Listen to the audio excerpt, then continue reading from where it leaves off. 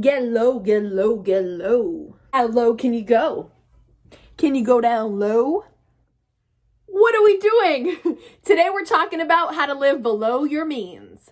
Get low, get low, get low. One of the fastest money-saving strategies I utilize is living below my means.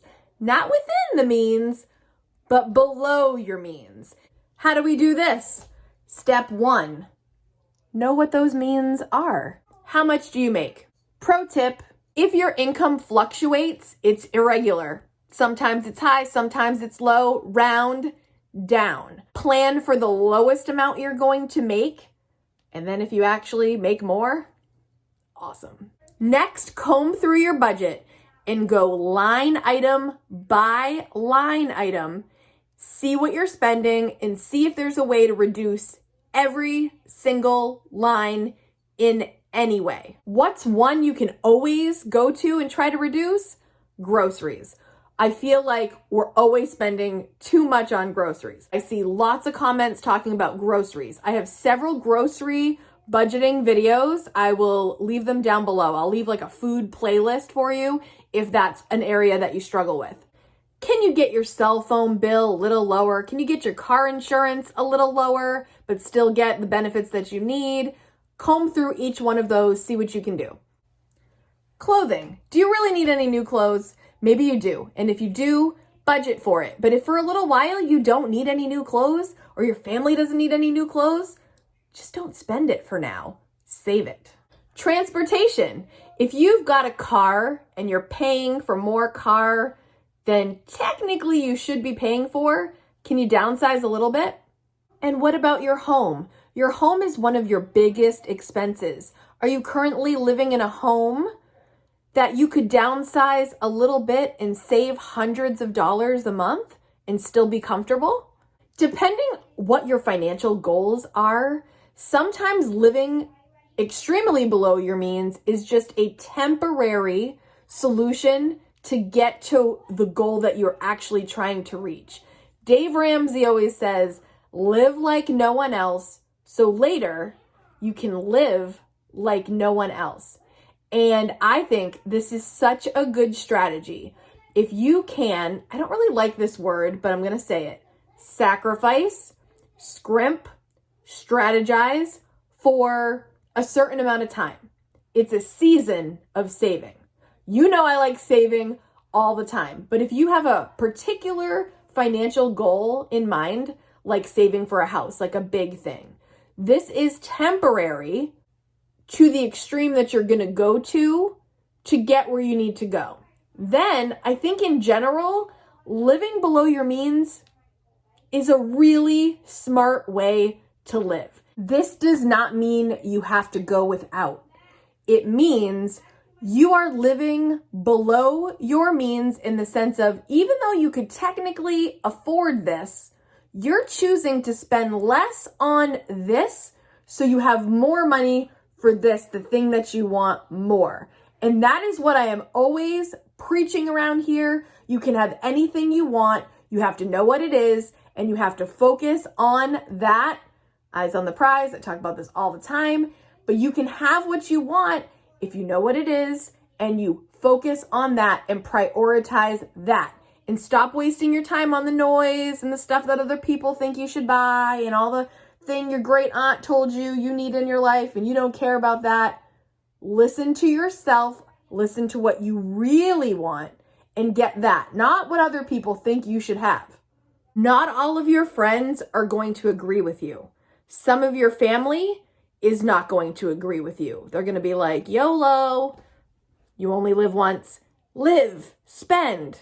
Look, they're not you and you're not them. You are the only one in charge of your finances, and they don't get to tell you how to spend your money. Do they have to live with the decisions you make? They don't. And so I always just want to invite you to remember that this is your life. This is your game. This is your future that you're planning for. And other people's opinions aren't going to get you where you want to go. They don't have to balance your checkbook. They don't have to pay your bills. You do. So stop listening to them. Decide what it is you want and live below your means to get there faster. I have been actively living below my means for the last 6 years. And you're like, wow, 6 years? I don't know if you think that's long or if it's just the tip of the iceberg, but I have been patient.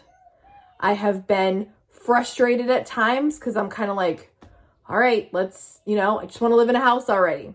It takes time to build what you're after.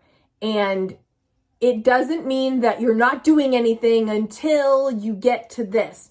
You've got to enjoy the journey as you go. I find that saving money is a real trip. Like, I get a thrill out of how much money I can save. There have been months where I've been able to save half of my income. So I just want you to know it's possible. It's fun, or else I wouldn't talk about it constantly. And I am in great hopes that the reward is big. And I know it will be because I know what I want and I'm going to get it. As you're watching this, if you think living below your means might help you too, type in the comments, get low. If you've never lived below your means, you're going to be amazed how quickly you can save. And it's not forever the extent that you have to go to live below your means. If you're really trying to save hard, I'd go as low as you can go. Can you go down low? But that's totally up to you how far you want to go within reason, within keeping your family safe and healthy. And then you can kind of loosen it a little bit as time goes on. Say you reach the goal that you want, then still aim to live below your means so you can keep saving toward the next thing, or just slightly adjust as you go. It doesn't always have to be to the extreme that it might be at the beginning. The more success you have, the more you adjust. Kate method, check it out.